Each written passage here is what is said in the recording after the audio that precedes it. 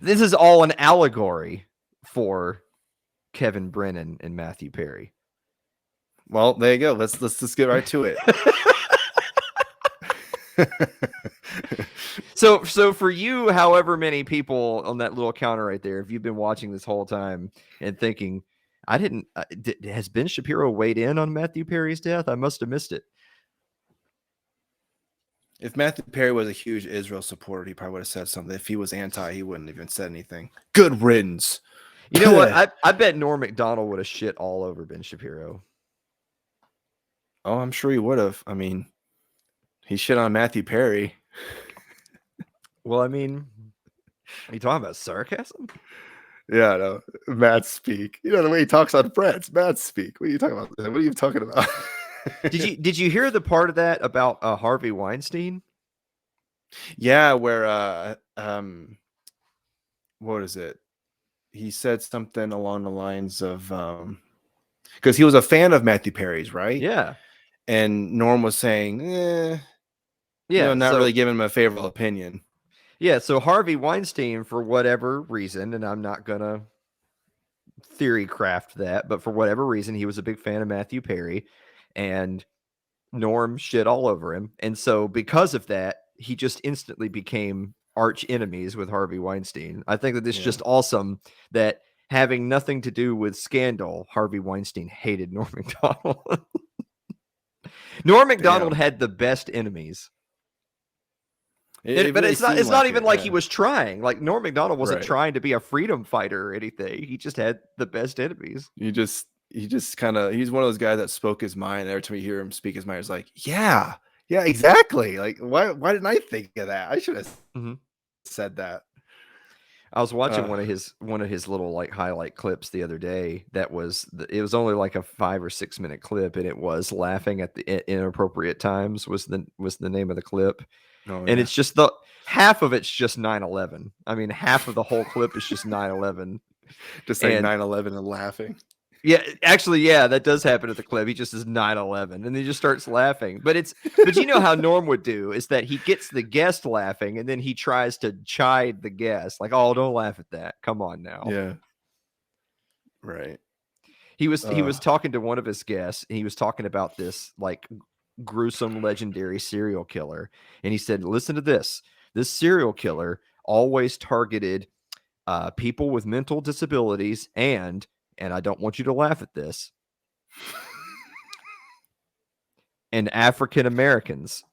And of course, obviously, just like you, obviously the guest laughs and he goes, why are you laughing at that? Why do you think that's funny? Because you let it up with, and I don't want you to laugh at this, but because you know whatever he's going to say next is going to be, well, yeah, I should laugh at that. Yeah. It's like if he said, and he also targeted, I don't want you to laugh at this. And it could have been, like you said, African Americans could have been like developmentally disabled or guys with one arm or something random. Yeah. You know? And he just goes into this whole dialogue. Why do you think that is? Why do you think he always targeted those people? And the guest is just like, what am I supposed to say? You know, those people. How dare you? Those people. Yeah, they know who they are. So yeah, Matthew Perry, he died recently. Your thoughts? He did. We kind of like we did a whole segment of our monologue just solely because Matthew Perry died. You know the thing is I never liked the show Friends, and I'm not like trying to be one of like some cool counterculture guy that's like, yeah, I didn't like something that the mainstream liked. Yeah, I'm cool. I'm not doing that. I'm saying it more because it sucked. It was a really bad show, and I don't. This is really bad. It's like, have you ever seen? This is something anyone can go on YouTube and do. There's people who have taken scenes and clips of Friends, and they've like isolated the audio where they can remove the audience interaction. The laugh track. Yeah. And when you do that, it's just, you're like, oh my God, I'm just watching sociopaths. It's, especially like Ross, that's always everyone's big one. Every scene with Ross where there's no audience, you're like, my God, what am I watching? It's like, it's a lot closer to Dexter than it is Friends. Yeah, I mean, it's just terrible. You know what? I honestly will say this though, all joking aside, if I had to pick one of the cast of Friends and say, okay, I guess this is the one who's gonna like, be our comedy. No, be our comedy guest on tonight's show. I probably would have picked Matthew Perry, to be honest with you. Yeah, I wouldn't have picked any of the women because women are never funny, and I think Matthew Perry was funnier than what's his name? Than David Schwimmer. Yeah, David Schwimmer. Yeah, and Matt LeBlanc.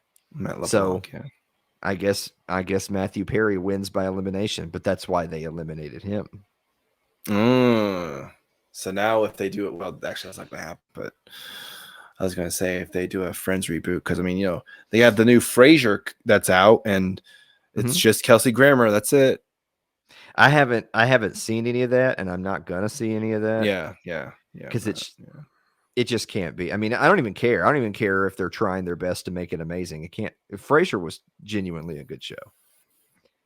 I feel like the age of genuinely well-written sitcoms that are not animated, that are not just ringing with like woke messaging and stuff. And it's one of those things where in hindsight, you go back and watch some things and realize, yeah, there's a lot of agenda driven stuff in this show, but it wasn't just so in your face, maybe like in the 90s, definitely not in the 80s, but shows like Frasier was a genuinely good show.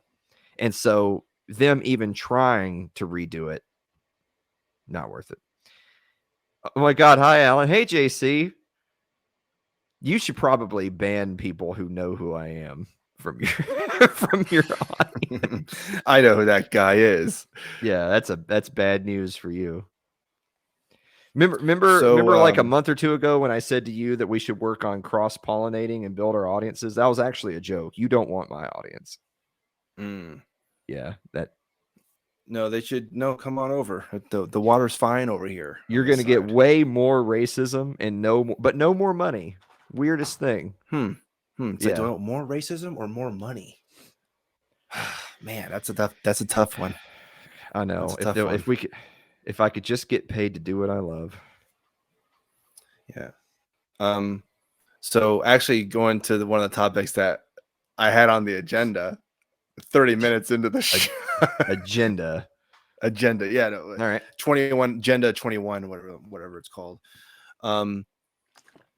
So like I said, Matthew Perry, he died recently, and apparently I don't know if this has been proven yet. I don't think it has as of this point. But apparently he was in his hot tub, had a cardiac arrest, and drowned. And so one of my favorite people on the planet, Kevin Brennan, he wanted to chime in. And if anyone doesn't know who Kevin Brennan is, you're probably more familiar with his brother Neil Brennan. That's usually the go-to. If you want to make fun of Kevin Brennan, just talk about Neil Brennan, because a lot of people know Neil Brennan is. He was the co-creator of Chappelle Show, and that's pretty much it. He's also a stand-up comic, but I'm not the biggest fan of his comedy. He's all right, I guess. But Kevin Brennan hosts a podcast called Misery Loves Company. And it's like whenever you see that meme of like an old man yelling at the clouds, it's kind of like that. He's basically just yelling, and he's talking to a niche group of people, and you go into it. It's about 85% inside baseball. So yeah, it's one of those type of shows where do I have to watch from the beginning?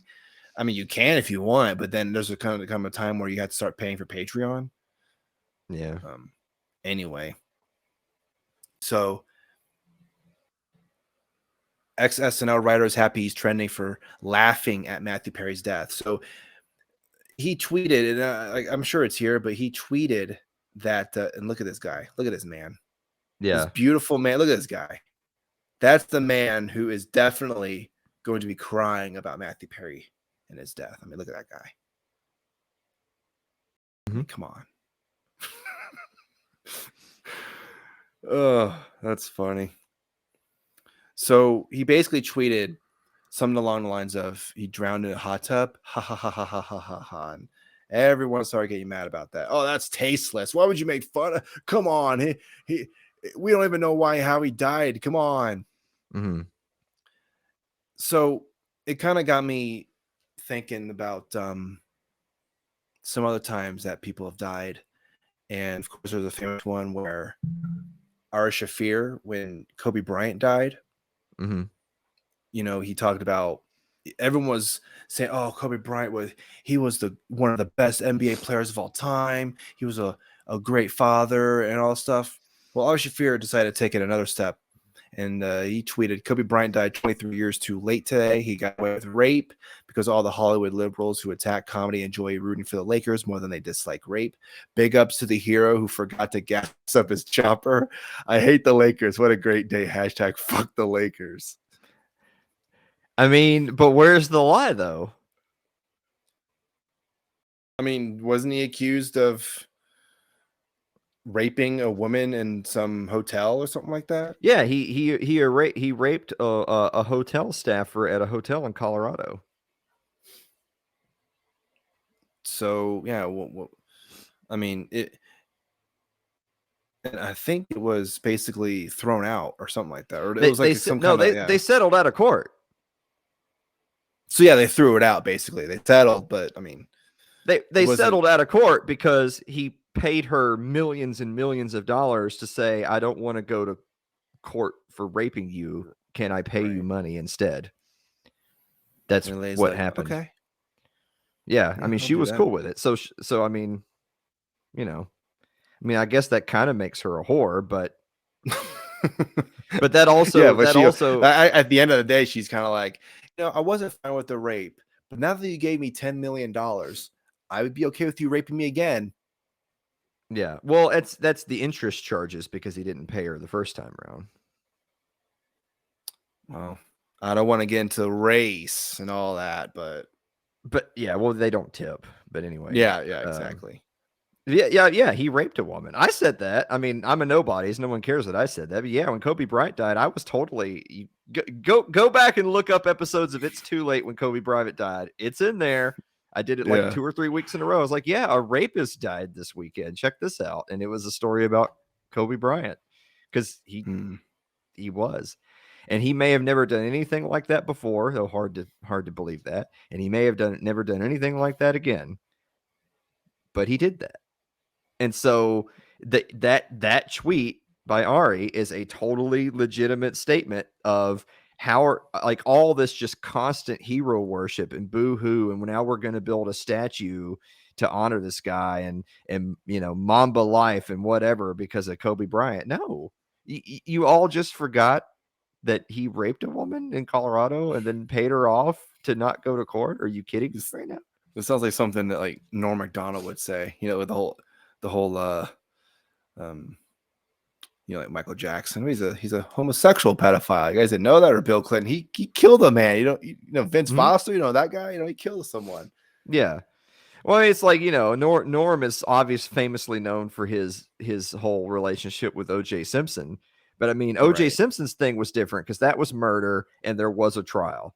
If O.J. Simpson had only been accused of rape, and since it was only rape, he could just settle out of court he could go pay the Goldmans $20 million and never go to court. And there was never this high profile 24-hour coverage of his case on court TV and all that stuff. Then O.J. Simpson would to this day, like, still be a household name, fondly. But since it was a whole murder thing and there was an actual trial and all that stuff, he'll always be remembered negatively. But Kobe, yeah, I will never forget that it happened. I'll never forget because a lot of people made jokes even back then when it happened. People were making jokes about how he and his wife had to go through like some counseling, which is a funny word for. I remember all the tabloids were talking about how the next time that his wife was seen in public, she was wearing a diamond ring that's like the size of this cup, like a diamond that big on her ring or on her ring finger. And that people were just saying, well, obviously that's because basically she's being showered with gifts by Kobe because they have young children and other, I'm sure she would get $1 bajillion in a divorce and yada, yada, yada. So the point being is that at a bare minimum, he cheated on his wife and probably coerced a hotel staffer. What's more likely and / maximum is he just flat out raped the hotel staffer, but then paid her off to not go to court. And I know I called the hotel staffer lady a whore. I really don't feel that way about her, because I kind of look at things from a practical standpoint, that if practically speaking, you could go to court, testify, and that it's still, you're going to be going up against like a bunch of a huge high profile team of lawyers, because it's Kobe Bryant and he's worth so much money. They may be telling her, look, it may only, say it's 50-50 chance you win your case. If you do win your case, maybe there can be some type of a civil suit to follow. But if he's offering to settle out of court for $20 million and a civil suit would only get you 100,000, then who would ISIS say to not take the $20 million? That would change your life or whatever. He already changed her life once, so you might as well change your life physically again. Yeah, change your life physically. So yeah, I mean, at least with Matthew Perry, we can all sit here and laugh because he was on a corny, bad 90s sitcom and he thought he invented sarcasm, but at least he didn't rape anybody. Yeah. So what did Kevin Brennan have to say about Kobe? I don't know. I mean, I'm sure it wasn't pleasant. I'm sure it wasn't like, oh yeah, Kobe, yeah, he was a good guy. He's probably just whatever. He probably kept his mouth shut because he didn't want to be called a racist and whatever. Kevin, I don't think he really cares about. I've heard him say some things where it's like, okay, this guy doesn't really care. But isn't it weird though how with something like with the Kobe thing, it's unanimous. It's like the entire pop culture, sports, Hollywood world is just all of a sudden Kobe Bryant is he's not even a basketball player anymore. He's a cultural icon, the likes of which we have not seen in nary a generation, and he will be celebrated. And you're like, wow, that really? Is it because he was a Laker, or is it because what's it because? I don't know. Yeah, what if Kobe Bryant played for the Grizzlies? Oh, no one. Yeah. Then he'd just be Ja. He'd just be Ja Morant. I mean, Ja Morant could go rape a girl. He could go rape a girl in Colorado right now, and he would probably also get out of trouble by just paying her out of court. But he wouldn't be getting statues built for him.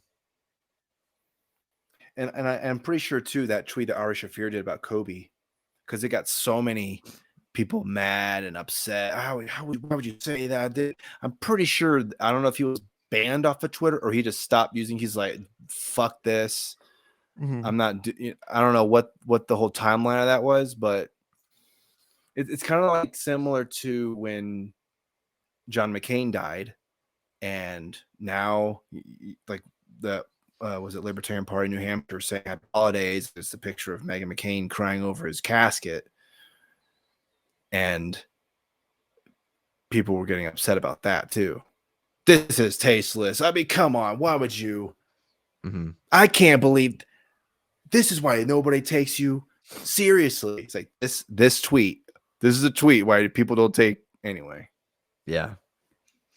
But see, I still have such like a short attention span for that BS though, because it's like, look, if you're solely making the argument that it's in bad taste to say something, to speak ill of the dead, there are people out there that are generally old fashioned, that just kind of have the attitude of, well, you shouldn't speak ill of the dead. It doesn't matter if you didn't like them or whatever, especially right after they died. You just shouldn't do it because it's just not gentlemanly. If that's how you feel about it, fine. But I'm not hearing you actually dispute the message.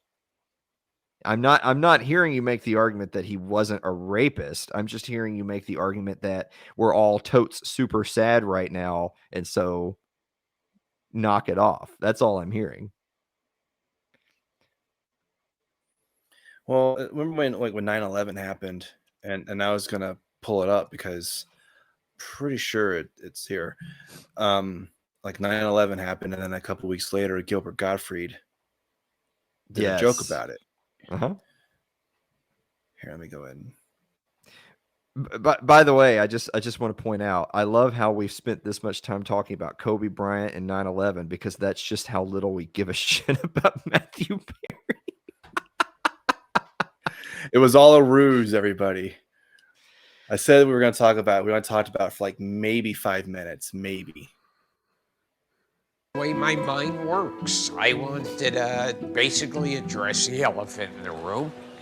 I have to catch a flight to California. I can't get a direct flight. They said they have to stop at the Empire State Building first.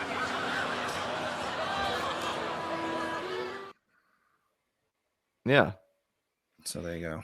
And that's so like moderate in comparison to so many things that have been said or could be said. It's only because people are up in their feels that would even be controversial. It's sad that he's dead too. Everybody died. I know, all the other good people. Yeah. But anyway, going back to the Kevin Brennan thing, if you know, I mean, it's not a lot of people who are going to know who Kevin Brennan is in the grand scheme of things, but there's people who, like, I know, and when I saw this, I was like, yeah, that sounds about right. That sounds about something that he would do. If he didn't like you, he don't give a fuck if you get your head ripped off. He's going to be like, he probably deserved it or something, you know, something like that. Oh, wait, how did he die? Oh, that's hilarious. I will say this, if I'm going to be devil's advocate, because I know he kind of followed up on his initial comments. So he was making fun of Matthew Perry for being a junkie. He explicitly used that phrase. He's like, well, you know, of course he died. Take that, junkie. Now, if I'm going to be devil's advocate, I would say that might be perhaps a low blow, because while it is true that Matthew Perry at one time was a junkie, I don't believe that was true anymore. I think that he fairly famously had gone through rehab and had been clean for some period of time or whatever, because that was one of the very first things they said in the reports of, oh, well, what's the drug situation? And the answer was that there were no illicit drugs at the property and whatever.